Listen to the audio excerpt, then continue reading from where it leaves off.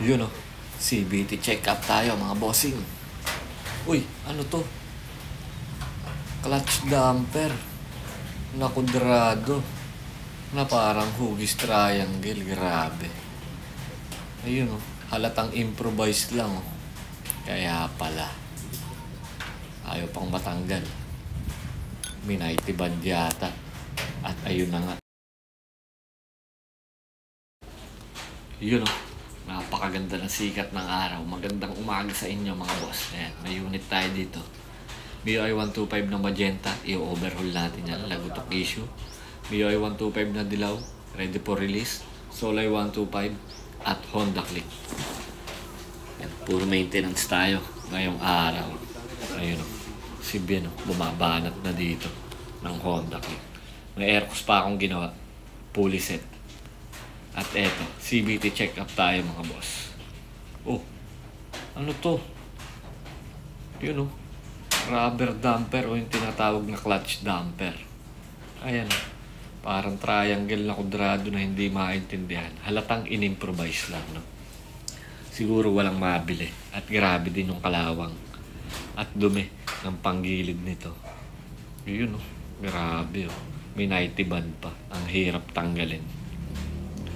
Yung dalawa naman original, no?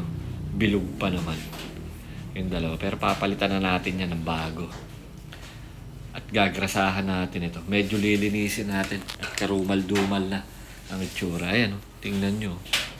In-improvise na lang ito na goma. No? Magaling din yung gumawa. Nakapag-improvise. Siguro kasi talagang walang mabili. Ayusin natin yung panggilid nito. So ito po yung original mga bossing. Ayan o. Yan. Ganyan dapat. Bilog na bilog. Hindi kagaya nito. Nakantuhan. At syempre papalitan na rin natin yan ng 3 circlip. No? Na mas magandang klase.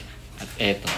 MIUI 125. Binubuo na yung makina. No? Tapos nang i-overhaul. Hindi ko na naipakita sa inyo yung proseso kanina nung pagbubuo. So, ang issue nito mga boss, sigunyal. No, yan, binubuo na nila.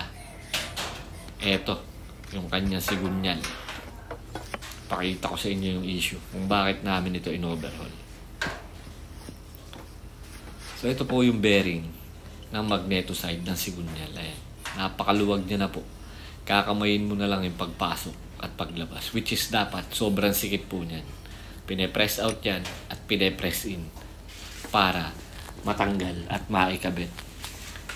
Kakambal niyan yung gear na connected naman sa oil pump natin, no? Na masikip din, kailangan ding i-press. Ayan, grabe, sobra na yung luwag. So nagkokos po yan ng lagutok. Maingay po yan pag naka-idle. At pag binibira mo yung silinyador, lalo pang umiingay. Ayan, napudpud na. Pwede pa naman po itong gawa ng paraan, no? Kaya lang, nag-decide na yung ating customer, napalitan na ng bagong sigunyal. Ayan. Napakaluwag na. As in, kakamayin mo na lang talaga para siya ay matanggal. Common naman na nangyayari yan, no? Katagalan sa paggamit ng motor. Lumuluwag po talaga yan, no? Maging sa Honda Click at sa kahit na anong scooter naman. Nangyayari po talaga yan.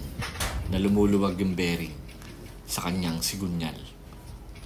Siyempre, paglilinis ng makina, katuwang natin dyan, Aeropack, CBT FI Cleaner. Hindi lang siya para sa CBT, throttle body cleaner, at FI Cleaner. No? Pwede rin po siya sa oil stain sa makina. Napakabisa, walang amoy, at hindi masakit sa kamay. At eto na, buo na siya. Maingay lang yung bracket ng kanyang ilaw sa harapan. Ayan, tahimik na ulit. 48,000 odometer pero hindi po gumagana.